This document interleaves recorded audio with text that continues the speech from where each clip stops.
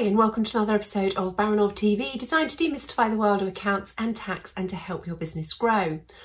Now this episode is going to come out on Friday the 8th of November, which will be just 3 weeks away from Black Friday, which this year is Friday, November the 29th. It's the Friday after Thanksgiving in the States, and for anybody who's been hiding under a rock for the last few years, it's the start of a mad weekend of offers and sales and basically massive incentives for people to part with their hard-earned cash.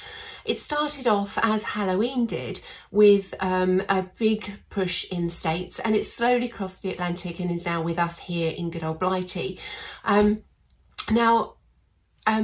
Last year in the US, firms like Target and Walmart and Amazon sold a massive $6.2 billion worth of goods on Black Friday, and on Cyber Monday, which is the following Monday, they outdid that by selling a $7.9 billion worth of goods.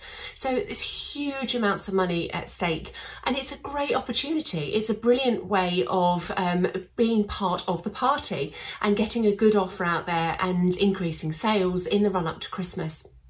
Now, it's, as I say, a really good opportunity, but there are also dangers inherent with making an offer to your customers. It can be like Groupon, which when Groupon was at its peak a few years back, lots of businesses were saying they were losing money massively because they weren't structuring their offers very well and they weren't following up, they weren't capturing data when people were coming into them. So actually all they were doing was giving away profit for very little return, and those people weren't coming back because they were only just interested in the bargain offer. So to make sure that none of you fall foul of either Black Friday or Cyber Monday, I thought it'd be really useful just to run through a few things to avoid and things to think about if you are going to get involved. So first off, things to avoid if you're making a Black Friday or Cyber Monday offer, and that is giving away too much of your profit. So a lot of offers are done around 20% off, 15% off, 10% off, whatever it is, just a straight percentage off of your normal price. It can be much more savvy to think about actually packing more into that offer. So trying to cross-sell is sell more as part of your offer. So it could be, rather than, I don't know, listing something at £100, you could say this weekend only £150, but get all of this extra. So you're making it more difficult for people to actually identify what the individual prices of those items would be, and actually selling it as a deal. You're not giving away your profit. Avoid overselling, so make sure that you can actually cope with all of the orders that you may get if lots of people take up your offer, and make sure you've got the resources to actually cope with all of those, and that you can service that business, because the last thing you want to do is dent your reputation as a result of having too much response to an offer that you make. Also, what you don't want to do is join the big companies like Walmart and Amazon, etc., and lose out. So they were the big winners with the huge sales, but they are huge for a reason. They have teams of marketeers working out what products are best for them to offer the deals on, and how many people they're going to have take up the offers and things. So they are very savvy. They will have a team of people working on their Black Friday offer for months in advance, and their campaign and everything else around it. So they are huge for a reason, and don't get caught out. Make sure that you are absolutely crystal clear that it's going to work for you before you commit. If you're unsure what to offer, and you want to make sure you don't want to lose, our advice is steer clear. Don't get involved in Black Friday. People do get a little bit too carried away and they expect massive offers, and it can be really easy to get dragged along by that as a business owner and put too much into your offer. So if you're not sure, if you're not convinced, then our advice would be don't do it. If you do decide not to offer a Black Friday or Cyber Monday deal, what can you do? Well, you can actually take part in it without doing so, if you like. You can take the integrity stance, as we're calling it, And that is to turn around to your customers and do a mailer out to them, do a sequence of them, whatever it may be, and just say, we're not making an offer because our prices are absolutely spot on all year round. We don't need to give an offer to enhance our value because of this, this and this. There are lots of ways you can sell that line in different ways, and you could have a campaign of emails going out around the time. So you're piggybacking the activity, but without actually risking your profits. Additionally, if your customers may be offering Black Friday deals, then think about how you can get through to them in advance of that. And you've probably just about got time to do that this year. But think about if you're a printer, do your customers need to get their Black Friday out? Do they need extra leaflets? Do they need mailers?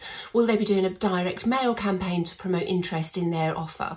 If you're a copywriter or a web developer or an online marketer, can you sell your services in advance of Black Friday to encourage your customers to use you to enhance their internal skill set?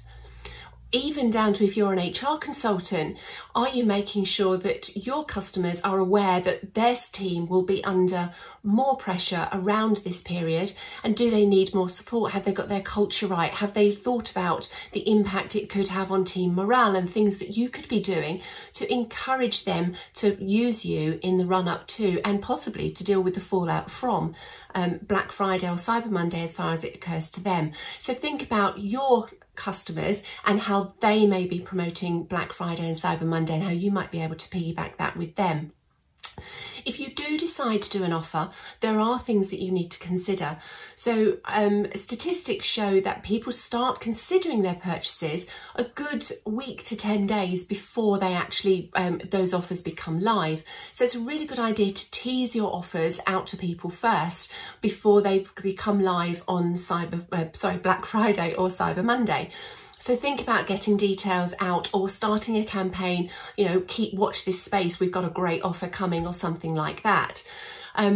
Don't stop cold, say midday on Cyber Monday. There is often so much activity over this period that by continuing after the event, so onto that Tuesday or even into the Wednesday, you may be able to mop up some of those people who've been sidetracked with something else who actually did see your offer or see it afterwards and think, yes, I do want to take advantage of that.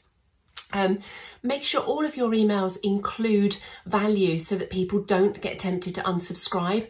But if you do think people are likely to unsubscribe, add an extra unsubscribe from this campaign link above the unsubscribe in your footer. What you want to do is give them the opportunity to opt out of this campaign, but not out of all of your marketing and all of your messages. Additionally, make sure that your email subjects are enticing. Include, if you do an offer, what that offer is. So if you do go a straight 20%, save 20%, Black Friday, Cyber Monday, make sure that's in there because that is going to pop when people see it. Then also include a deadline. Everyone wants a response much better to a deadline. We know that we all do. So make sure that is front and centre. You know, you must do this by this point on this date to qualify for the discount or the enhanced offer, whatever it may be.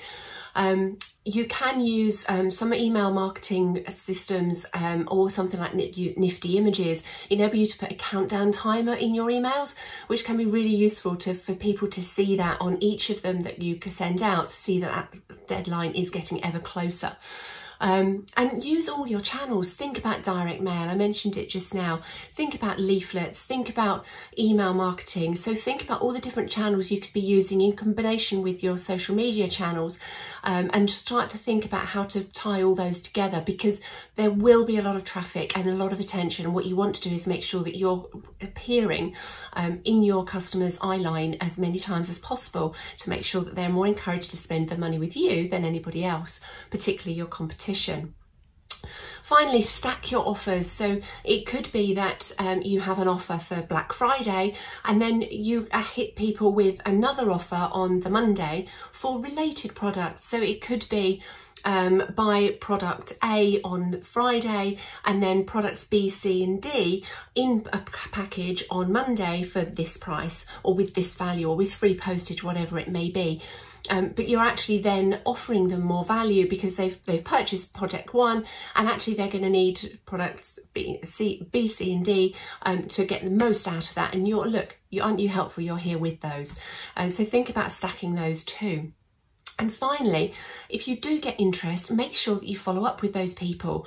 It's your job to remind them to spend money with you when they've done it the first time, but subsequently. So make sure, excuse me. Hi, sorry, brief coughing fit there as a result of a holdover from my cold recently. But essentially, follow up with your customers after Black Friday and Cyber Monday. And also, I would reiterate, please avoid giving away your profit.